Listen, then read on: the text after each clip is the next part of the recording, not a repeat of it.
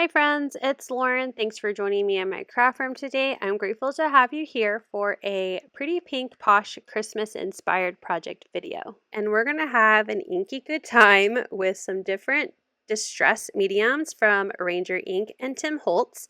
I'm going to be using the Holly Jolly shadow dies and the Ornament cover plate die to create this, I guess you could say Christmas tree ornament inspired card. I'm going to start with assembling my sentiment. I really wanted to use this kind of softer opal looking cardstock that I had in my stash, so I die cut the sentiment Holly Jolly from that cardstock. I also die cut Holly Jolly out of 2 pieces of scrap white cardstock, and I'm going to glue those 2 pieces to the back side of my shadow vellum die cut.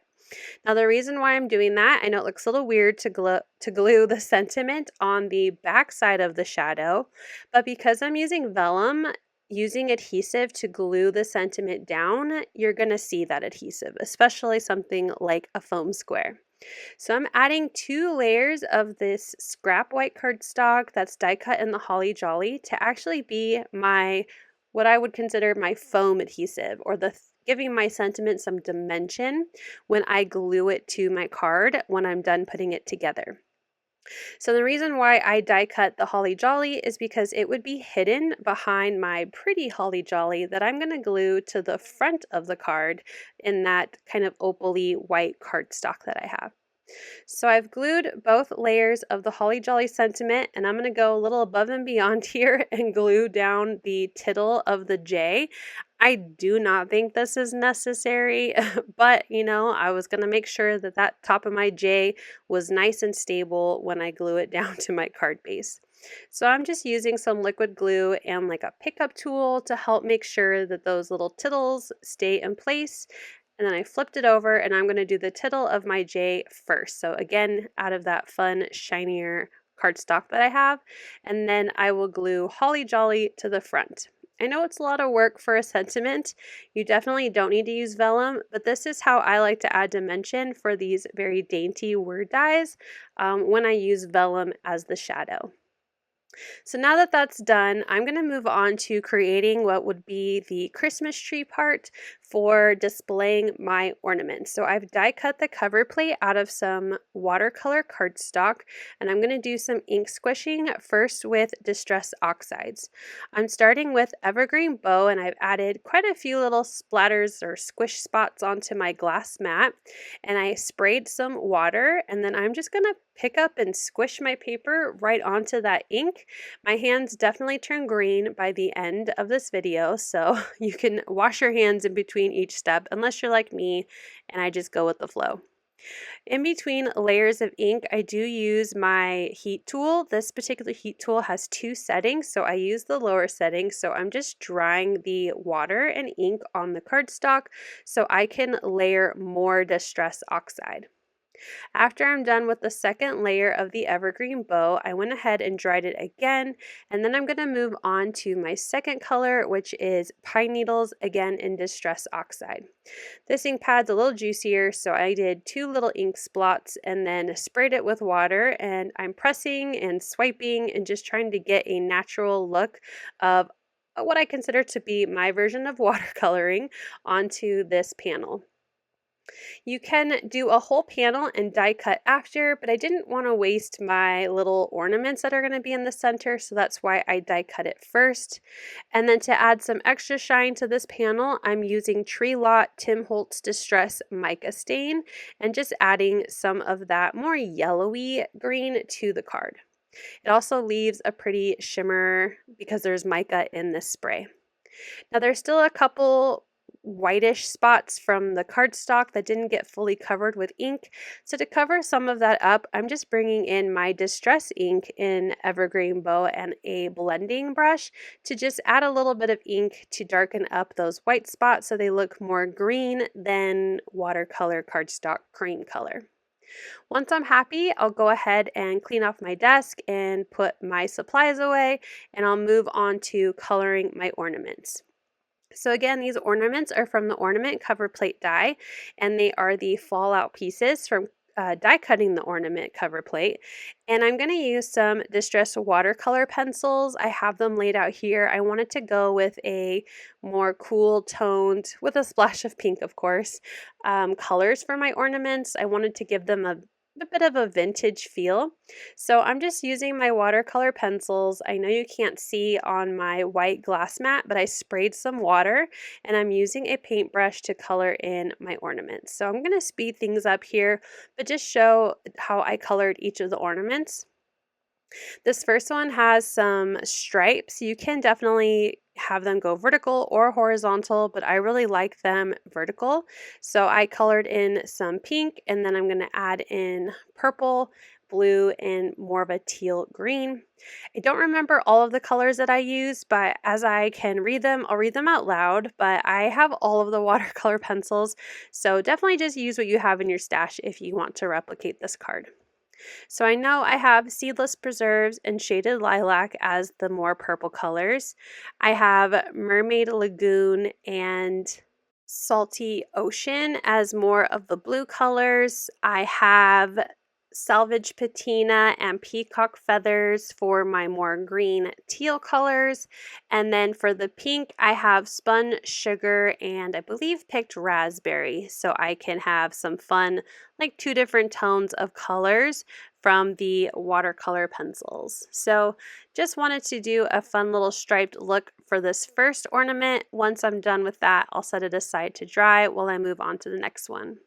For this one, I'm going to completely cover it in pink. So I'm going to get a whiter brush this time.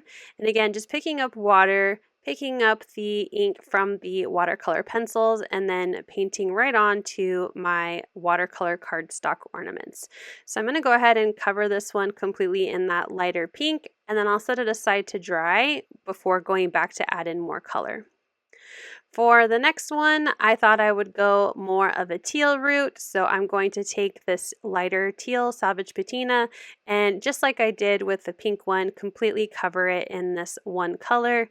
I love that this die set adds in little details with the perforated lines, almost like an embossed look, so I'm going to use those lines as details for my ornaments. So now that the pink one is dry, I brought in that Seedless Preserves and the tinier paintbrush to try to get that purple color in those tiny little stripes across the ornament. I like to make sure that the color kind of seeps into the perforated design so I don't have any white space when I'm done. The teal ornament was dry, so now I'm bringing in a blue color and again my little daintier paintbrush. These are from Ranger. I don't really know their sizes. It's a set, so I just use the smaller one from the Ranger set of paintbrushes and adding in the ink by following the design from the die. So there's these cute little kind of chevron lines across the ornament and then little dots. So just going through and adding some color on those perforated lines to give the ornament 2 different colors and not just one solid color. Once that's done, I'll set it aside to dry and move on to the next one. This one actually has little circles that pop out, but I did a very careful job to make sure that they didn't poke out so that way they would stay in the ornament. And I'm going to do a blue and pink. Well, this is more of a purpley blue. It's shaded lilac, so it's definitely a cooler purple. So I'm going to do the different colors between purple and pink on this ornament. I'm not going to do anything additional to the little circles. I'm letting the color of each row just sink into those little circles and perforated lines, and that will finish up this ornament. Pretty simple. For the more snowflake looking ornament, I'm just going to color it blue. I love the details of this ornament, so I just really wanted the details to really show up. So I'm making sure that ink gets into all of those crevices of the design. And for the last one, I'm just going to bring in a teal color. This is more of a peacock feather teal, and I just painted that a nice soft color. I wanted to add a little bit of shadow, so I'm going to bring back in Distress Inks again. This is Salvaged Patina, and I'm going to add a little bit of shadow to a couple of my ornaments just to give it a little more dimension. And then for the blue, I'm bringing in Mermaid Lagoon. I'm also going to bring in shaded lilac to just add a shadow to my striped ones. And then finally, I brought in Seedless preserves for the more pink and purple ornament. Now that all of my pieces are ready, let's start getting the card glued together. So I'm doing a horizontal card. So I have my card base, and the cover plate cuts out a perfect A2 size. I just wanted to double check before I added my adhesive, but I'm going to add the adhesive to my card base and then attach my card front.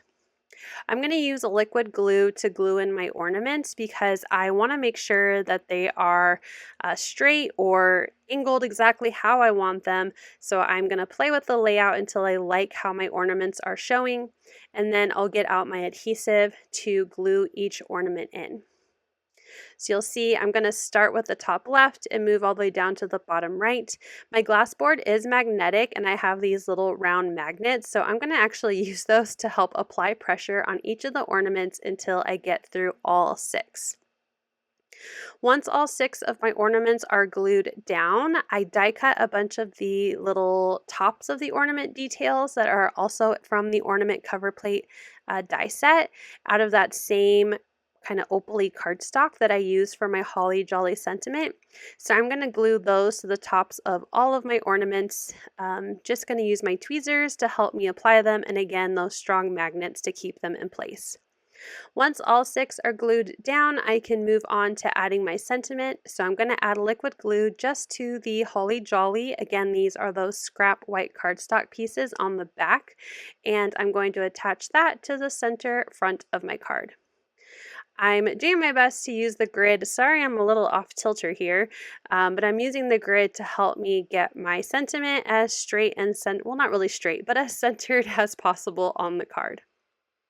I went through my stash of pretty pink Posh sequins, but I couldn't find one that I had in my stash that matched the opal cardstock that I have. So I'm going to use a liquid embellishment. This is Pops of Color in a satin pearl to just add a little bit of extra shine because I love when my cards are shiny. Once those are dry, that finishes off my card. Here's a close-up look at all of that, what I call mixed media, because I am not very good at incorporating a lot of mixed media. I'm so inspired by other artists who do, but this is about as close as I get to mixed media on my cardstock. I hope you had fun personalizing this background with me and making these cute little ornaments with watercolor. Thank you so much for watching. I hope you'll click like, and if you're new here, I hope you'll subscribe and come back. As always, you can find everything I use down below in the description box. Thank you and have a wonderful day. Bye!